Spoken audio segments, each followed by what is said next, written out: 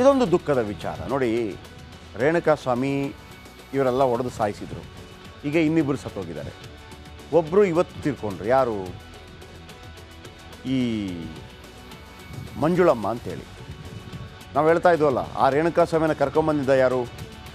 ರಾಘವೇಂದ್ರ ಅಂತೇಳಿ, ದರ್ಶನ ಅಭಿಮಾನಿ ಸಂಘದ ಅಧ್ಯಕ್ಷ. ಅವನ ತಾಯಿ ಇವತ್ತು ಸತ್ತೋಗ್ಬಿಟ್ಟು. ಮೊನ್ನೆ ಅನುಕುಮಾರ್ ಅಂತ ಒಬ್ಬ ಇದ್ದ ನೋಡಿ, ಅವರ ಅಪ್ಪ ಚಂದ್ರಣ್ಣ ಕೂಡ ಸತ್ತೋಗಿದ್ದಾರೆ. ಭಾಳ ದುಃಖ ಏನು ಗೊತ್ತಾ? ಈ ಅಂತ್ಯ ಸಂಸ್ಕಾರದಲ್ಲಿ ಪಾಲ್ಗೊಳ್ಳೋದಕ್ಕೆ ರಾಘವೇಂದ್ರನಿಗೆ ಕೋರ್ಟ್ ಆದೇಶ ಕೊಡುತ್ತೆ, ಹೋಗಪ್ಪ ಅಂತ್ಯ ಸಂಸ್ಕಾರದಲ್ಲಿ ಎಲ್ಲ ಹೋಗ್ಬಾ ಅಂತ ಹೇಳುತ್ತೆ. ರಾಘವೇಂದ್ರ ಹೋಗಲ್ಲ ರಾಘವೇಂದ್ರ. ಅವನು ಹೇಳ್ತಾನೆ, ಸರ್ ನನ್ನ ಊರಿಗೆ ಹೋಗಲ್ಲ ಸರ್. ನೋಡಿ ಎಂಥ ಅವಸ್ಥೆ. ಯಾವುದರಲ್ಲಿ ಸಿಕ್ಕಾಕೊಂಡು ತನ್ನ ತಾಯಿಯ ಅಂತ್ಯಕ್ರಿಯೆಗೆ ಹೋಗೋಕ್ಕಾಗಿಲ್ಲ. ಬನ್ನಿ ಇದರ ಬಗ್ಗೆ ಒಂದು ರಿಪೋರ್ಟ್ ಇದೆ.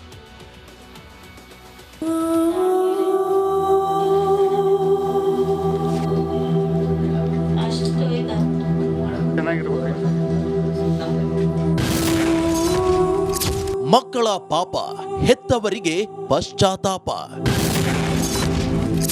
ಮಗನನ್ನ ನೆನೆದು ಪ್ರಾಣ ಬಿಟ್ಟ ಹೆತ್ತಮ್ಮ.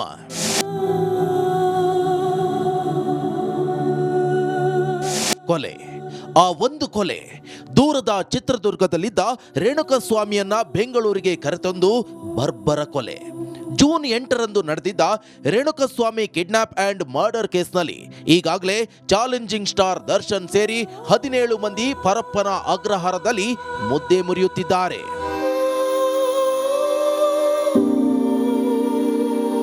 ಚಿತ್ರದುರ್ಗದಿಂದ ರೇಣುಕಾಸ್ವಾಮಿಯನ್ನ ಕಿಡ್ನಾಪ್ ಮಾಡುವಲ್ಲಿ ದರ್ಶನ್ ಅಭಿಮಾನಿ ಸಂಘದ ಜಿಲ್ಲಾಧ್ಯಕ್ಷ ರಾಘವೇಂದ್ರ ಅಲಿಯಾಸ್ ರಾಘು ಪ್ರಮುಖ ಪಾತ್ರ ವಹಿಸಿದ್ದ. ಇವನೇನೋ ಜೈಲಿನಲ್ಲಿ ಇದ್ದಾನೆ, ಆದರೆ ಹೊರಗೆ ಇರುವ ಕುಟುಂಬ ನರಕಯಾತನೆ ಅನುಭವಿಸುತ್ತಿದೆ. ಮಗನ ಚಿಂತೆಯಲ್ಲೇ ಹಾಸಿಗೆ ಹಿಡಿದಿದ್ದ ರಾಘವೇಂದ್ರ ತಾಯಿ ಮಂಜುಳಮ್ಮ ಮೃತಪಟ್ಟಿದ್ದಾರೆ.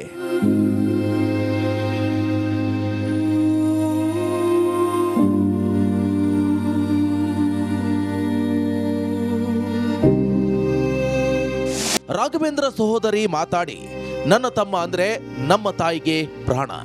ಅವನು ಇಂತಹ ಕೆಲಸ ಮಾಡುವವನೇ ಅಲ್ಲ. ಹೇಗಾಯ್ತು ಅಂತ ಗೊತ್ತಿಲ್ಲ. ಒಬ್ಬರಿಗೆ ಒಂದೇಟು ಹೊಡೆದವನಲ್ಲ. ಡ್ರಿಂಕ್ಸ್ ಮಾಡಿದಾಗ ಹೆಂಡತಿ ಜೊತೆ ಬಾಯಿ ಮಾಡ್ತಿದ್ದ ಅಂತ ಹೇಳ್ತಿದ್ರು. ಅವನು ಅಂದ್ರೆ ಬಹಳ ಆಸೆ ಅಂದ್ರೆ ಹೇಳ್ಬರ್ತಾರೆ. ಅವಾಗಿಂದ ಅವ್ರನ್ನೆಲ್ಲ ಕಟ್ಬಿಟ್ರು.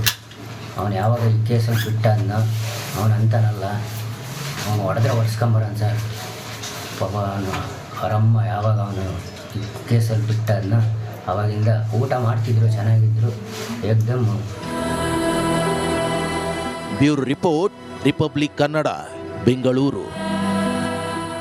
ಆಮೇಲೆ ಅಷ್ಟು ಮಾತ್ರವಲ್ಲ, ಕೋರ್ಟ್ಗೆ ಹೇಳಬೇಕು ಎಂಥ ಫುಡ್ ಕೊಡ್ತೀವಿ ಅಂತ. ನೋಡಿ, ನೀವು ತರಕಾರಿ ತೊಗೊಂಡ್ರೆ ಎಷ್ಟು ದಿವಸ ತಗೋತೀರಿ? 1 ವಾರ ಅಲ್ವಾ? 1 ವಾರ ಫ್ರಿಜ್ಜಲ್ಲಿ ಇಟ್ಟಿರ್ತೀರಿ. ಇಲ್ಲಿ ನೋಡಿ ಹೆಂಗಿದೆ ಅಂತೇಳಿ. ಜೈಲಿಗೆ ಆಹಾರ ಸರಬರಾಜು ಹೆಂಗೆ ಮಾಡ್ತಾರೆ ಹೇಳ್ತೀನಿ ಬನ್ನಿ. ಪ್ರತಿ ವರ್ಷ ಪ್ರಮುಖ ವರ್ತಕರನ್ನ ಕರೆಸಿ ಟೆಂಡರ್ ಕರೀತಾರೆ. ಪ್ರತಿ ವರ್ಷ ಪ್ರಮುಖ ವರ್ತಕರು ಕರೀತಾರೆ. ಕೊಡ್ರಪ್ಪ ನಿಮ್ದೆಲ್ಲ ಟೆಂಡರ್ ಕೊಡಿ, ಏನಾಗುತ್ತೆ. ಅತ್ಯಂತ ಗುಣಮಟ್ಟ ಪದಾರ್ಥ ಕೊಟ್ಟರೆ ಮಾತ್ರ ಟೆಂಡರ್. ಲಾಟ್ ಕೊಡಲ್ಲ. ಮೊದಲೆಲ್ಲ ಇತ್ತು ಸ್ವಾತಂತ್ರ್ಯ ಹೋರಾಟ ಸಂದರ್ಭ, ಈಗ ಹಂಗಿಲ್ಲ. ಫಸ್ಟ್ ಕ್ಲಾಸ್ ಇದೆ. ಸೆಂಟ್ರಲ್ ಜೈಲು ಅಲ್ಲದೆ ಎಲ್ಲ ಜೈಲಿಗೂ ಒಬ್ಬರಿಂದ ಸರಬರಾಜು. ಎಲ್ಲ ಕಡೆ ಒಬ್ಬರಿಂದನೇ. ಯಾಕೆ? ನಾಳೆ ಹೆಚ್ಚು ಕಡಿಮೆ ಆಗಬಾರ್ದಲ್ಲ. ಅಲ್ಲಿ ಕೆಟ್ಟದ್ದು ಕೊಟ್ಟರು ಇಲ್ಲ, ಒಬ್ಬರಿಂದಲೇ. ರಾಗಿ ಮತ್ತು ಜೋಳ ವರ್ಷಕ್ಕೊಮ್ಮೆ ಸರಬರಾಜು ಮಾಡ್ತಾರೆ. ರಾಗಿ ಮತ್ತು ಜೋಳ ವರ್ಷಕ್ಕೊಮ್ಮೆ. ಆದರೆ ತರಕಾರಿ ಇದೆಯಲ್ಲ, 2 ದಿನಕ್ಕೊಮ್ಮೆ ಸರಬರಾಜು. ಫ್ರೆಶ್ಶು. ನೀವು 1 ವಾರಕ್ಕೊಮ್ಮೆ ತಿಂತೀರಿ. ಅಲ್ಲಿ ನೋಡಿ ಜೈಲಲ್ಲಿ 2 ದಿವಸಕ್ಕೊಮ್ಮೆ ಫ್ರೆಶ್ಶು. ಇನ್ನು ದಿನಸಿ ಪದಾರ್ಥ ವಾರಕ್ಕೊಮ್ಮೆ ಸರಬರಾಜು ಮಾಡ್ತಾರೆ. ನೀವು ತಿಂಗಳಿಗೊಮ್ಮೆ. ನೀವು ಅಂದರೆ ನಾವೆಲ್ಲ ಸೇರಿ ತಿಂಗಳಿಗೊಮ್ಮೆ.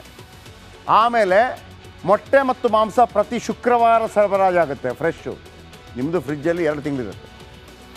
ಪ್ರತಿ ಅಡುಗೆ ತಯಾರಿ ಪದಾರ್ಥಗಳ ವಿಡಿಯೋ ರೆಕಾರ್ಡಿಂಗ್ ಆಗುತ್ತೆ. ಸುಮ್ಮನೆ ಅಲ್ಲ, ನಿಮ್ಮ ಮನೇಲಿ ರೆಕಾರ್ಡಿಂಗ್ ಆಗಲ್ಲ, ಇದು ರೆಕಾರ್ಡಿಂಗ್ ಆಗುತ್ತೆ. ನಾಳೆ ಏನೋ ಮೋಸ ಮಾಡಿದ್ದೀರಿ ಸರ್, ನನಗೆ ಕೆಟ್ಟ ಫುಡ್ ಕೊಟ್ಟಿದ್ದಾರೆ ಅಂತಂದಾಗ ಯಾಕ್ರಿ ಕೊಟ್ಟರಿಂದ ಜಡ್ಜ್ ಕೇಳ್ತಾರೆ. ಇಲ್ಲ ಮಹಾಸ್ವಾಮಿಗಳೇ, ವಿಡಿಯೋ ರೆಕಾರ್ಡ್ ಇದೆ ನೋಡಿ, ನಾವು ಅಂಥದ್ದೇನು ಕೊಟ್ಟಿಲ್ಲ ಹೇಳ್ತಾರೆ. ಆಮೇಲೆ CC ಕ್ಯಾಮರಾಗಳ ಮೂಲಕ ಆಹಾರ ತಯಾರಿಕೆ ಬಗ್ಗೆ ನಿಗಾ ಇರುತ್ತೆ. ಅಡುಗೆ ಮನೇಲಿ ಬಿಟ್ಬಿಡೋದಿಲ್ಲ.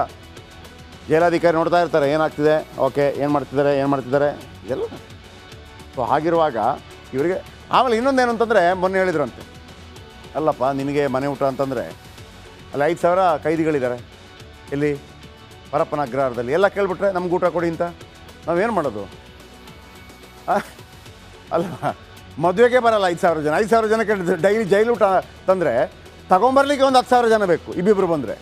ಹಾಗೆಲ್ಲ ಆಗಲ್ಲ ಅಂತ ಹೇಳಿದ್ದಾರೆ. ಓಕೆ, ಈ ನಡುವೆ ದರ್ಶನ್ ಏನು ಹೇಳ್ತಾರೆ, ಕೋರ್ಟ್ಗೆ, ಹೈಕೋರ್ಟ್ಗೆ ಹೋಗ್ತಾರೆ.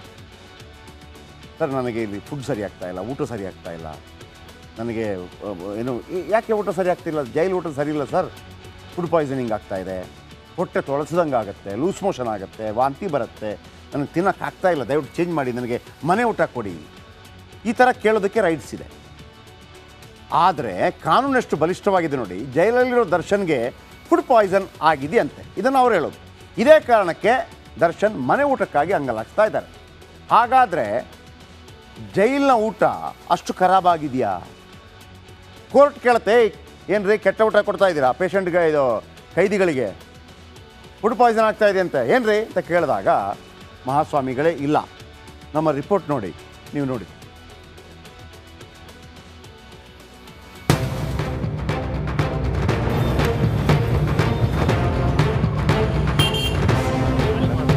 ಕೊಲೆ ಕೇಸ್ನಲ್ಲಿ ದರ್ಶನ್ ಜೈಲು ಸೇರಿ 1 ತಿಂಗಳಾಗ್ತಾ ಬರ್ತಾ ಇದೆ.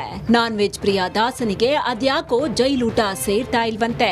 ಅಷ್ಟೇ ಅಲ್ಲ, ಜೈಲೂಟದಿಂದ ಕಾಟೇರನಿಗೆ ಫುಡ್ ಪಾಯ್ಸನ್ ಆಗ್ತಾ ಇದೆಯಂತೆ. ಇದೇ ಕಾರಣಕ್ಕೆ ಜಗ್ಗುದಾದ ಮನೆ ಊಟಕ್ಕಾಗಿ ಹೈಕೋರ್ಟ್ ಮೊರೆ ಹೋಗಿದ್ದಾರೆ.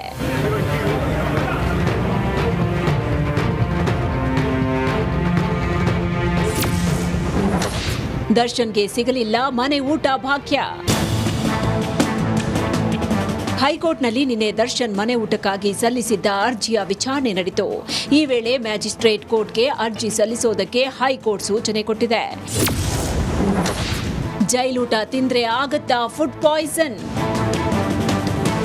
ಅಷ್ಟಕ್ಕೂ ಜೈಲೂಟ ತಿಂದ್ರೆ ಫುಡ್ ಪಾಯ್ಸನ್ ಆಗತ್ತಾ?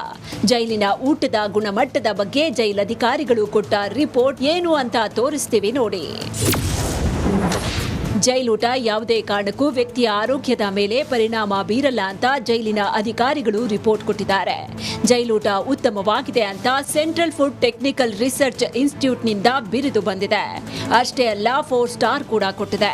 ಇನ್ನು ಜೈಲಿನಲ್ಲಿ ಊಟವನ್ನ ತಯಾರಿಸುವ ಸಜಾಬಂದಿ ಕೈದಿಗಳು ಇದೇ ಇನ್ಸ್ಟಿಟ್ಯೂಟ್ನಿಂದಲೇ ತರಬೇತಿ ಪಡೆದಿದ್ದಾರೆ. ಊಟವನ್ನ ತಯಾರಿಸೋ ಈ 50 ಮಂದಿಗೆ ವಾರಕ್ಕೊಮ್ಮೆ ಆರೋಗ್ಯ ತಪಾಸಣೆ ಮಾಡಲಾಗುತ್ತೆ. ಮಾನಸಿಕ ಮತ್ತು ದೈಹಿಕವಾಗಿ ಆರೋಗ್ಯವಾಗಿದ್ರೆ ಮಾತ್ರ ಅಡುಗೆ ಮಾಡೋದಕ್ಕೆ ಅವಕಾಶ ನೀಡಲಾಗುತ್ತೆ. ಈಗಿರುವ ತಂಡ ಕಳೆದ 6 ವರ್ಷಗಳಿಂದ ಅಡುಗೆ ತಯಾರಿಸ್ತಾ ಇದೆ. ಇದುವರೆಗೂ ಜೈಲೂಟದಿಂದ ಆರೋಗ್ಯದ ಸಮಸ್ಯೆ ಆಗಿರುವ ಬಗ್ಗೆ ವರದಿಯೇ ಆಗಿಲ್ಲ.